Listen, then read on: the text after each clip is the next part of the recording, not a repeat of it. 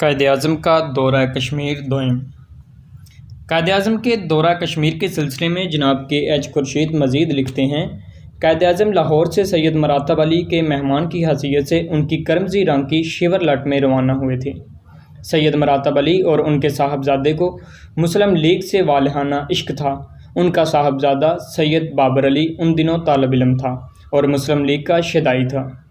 اس کار میں قائد-ے-اعظم کے ساتھ محترمہ فاطمہ جناح، ان کا ذاتی ملازم گل محمد زریں گل بھی تھا، جو موضوع کرپلیان امب دربند ضلع ہزارہ کا رہنے والا تھا۔ ان کا قائم مقام پرائیویٹ سیکرٹری جیکوم ایگزیلور لوبو، ذاتی خدمتگار اور بیرا فلپ وغیرہ بس کے ذریعے سری نگر پہنچے۔ یہ دونوں اصحاب گوا کے عیسائی تھے۔ سری نگر میں استقبال کے لیے حکومت نے شرارتاً بھی اور تصادم کو ٹالنے کی خاطر بھی نیشنل کانفرنس اور مسلم کانفرنس کے لیے الگ الگ جگہیں مختصر کیں۔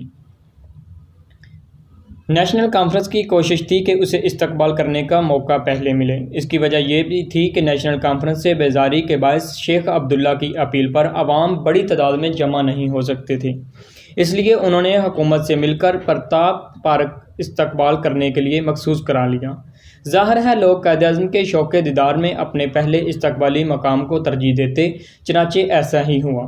مسلم کانفرنس کو وہاں سے 1.5-2 میل دور ڈل گیٹ کے مقام پر جگہ دی گئی، جہاں کھلا میدان بھی نہ تھا۔ یہ سب کچھ یہ تاثر دینے کے لیے کیا گیا تھا کہ مسلم کانفرنس کے حامی کم تعداد میں ہیں۔ قائد-اعظم کی سواری اللہ اکبر اور زندہ باد کے پرجوش نعروں میں جا بجا بنی ہوئی محرابوں میں سے گزرتی ہوئی آگے بڑھ رہی تھی۔ پرتاپ پارک میں نیشنل کانفرنس کی طرف سے شیخ عبداللہ نے سپاسنامہ پڑھا۔ قائد-اعظم نے اپنی مختصر سی تقریر میں ایک تاریخی بات کہی جس پر نیشنلسٹ لیڈر بہت بنائے۔ انہوں نے فرمایا، آپ نے استقبال میری ذات کا نہیں بلکہ اس لیے کیا کہ میں ہندوستان کے مسلمانوں کی نمائندہ جماعت آل انڈیا مسلم لیگ کا صدر ہوں۔ جناب کے ایچ خورشید لکھتے ہیں کہ نہر کے کنارے کشمیر مسلم اسٹوڈنٹس یونین نے بھی استقبال کیا۔ میں اس کا جنرل سیکرٹری تھا۔ مسلم کانفرنس کے استقبالیہ کمیٹی کے چیئرمین میر واعظ محمد فاروق کے والد مولوی محمد امین مرحوم اور جموں سے کشمیر اسمبلی کے ممبر شیخ محمد امین تھے۔ مسلم کانفرنس کے نمایاں لیڈر چودھری غلام عباس، میر واعظ محمد یوسف شاہ صاحب اور AR ساگر تھے۔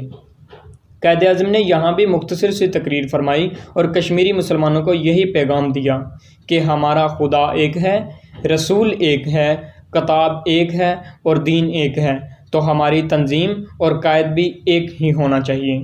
شروع میں قائد-اعظم کا قیام سری نگر سے تقریباً 6 میل دور مغل شہنشاہ شاہجہاں کے تعمیر کردہ باغ، نشاط باغ اور چشمہ شاہی کے درمیان ایک چھوٹی سی پہاڑی پر ایک خوشنما بنگلے کوشک میں ہوا تھا۔